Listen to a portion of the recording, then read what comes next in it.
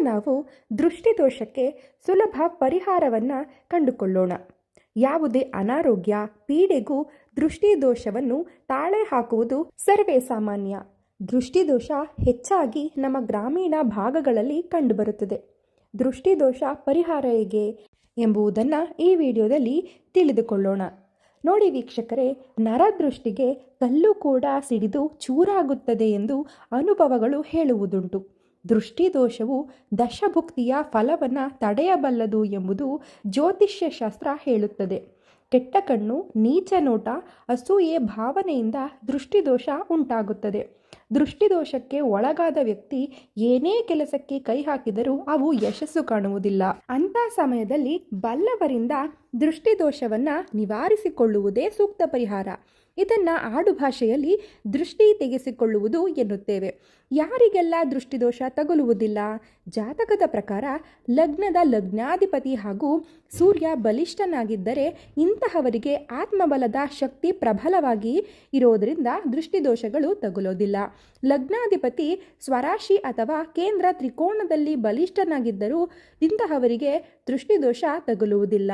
ಯಾರ ದೃಷ್ಟಿದೋಷ ತಗುಲುತ್ತದೆ? ಜಾತಕದ ಕುಂಡಲಿಯಲ್ಲಿ ಸೂರ್ಯ ಬಲಿಷ್ಠನಾಗಿದ್ದು ಸೂರ್ಯನ ಮೇಲೆ ಶನಿ, ರಾಹು ಇತ್ಯಾದಿ ಅಶುಭ ಗ್ರಹಗಳ ದೃಷ್ಟಿ ಬಿದ್ದರೆ ಅಥವಾ ಜೊತೆಯಲ್ಲಿ ಇದ್ದರೆ ಇಂತಹವರಿಗೆ ಆತ್ಮಬಲದ ಪ್ರಾಬಲ್ಯ ಇದ್ದು ಪಾಪಗ್ರಹಗಳ ಪ್ರಭಾವದಿಂದ ಅಸೂಯೆ ಭಾವನೆ ಉತ್ಪನ್ನವಾಗಿ ಬೇರೆಯವರಿಗೆ ಹಾನಿ ಉಂಟು ಮಾಡುವುದರಿಂದ ದೃಷ್ಟಿದೋಷ ತಗುಲುತ್ತದೆ. ದೃಷ್ಟಿದೋಷ ಯಾವಾಗ ತಗುಲುತ್ತದೆ ಎಂದರೆ ಯಾವುದೇ ಸುಂದರ ವಸ್ತು ಅಥವಾ ಸುಂದರ ವ್ಯಕ್ತಿಯನ್ನು ಸ್ಥಿರವಾದ ದೃಷ್ಟಿಯಿಂದ ನೋಡುವುದರಿಂದ ದೃಷ್ಟಿ ತಗುಲುವ ಸಂಭವ ಹೆಚ್ಚಾಗಿರುತ್ತದೆ.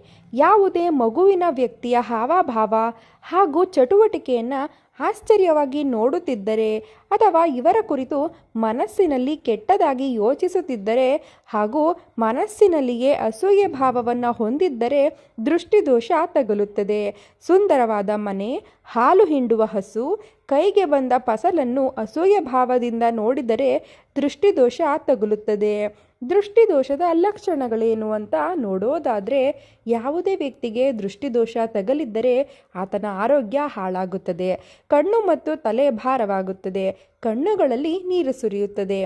ದಣಿವಿನ ಅನುಭವವಾಗುತ್ತದೆ.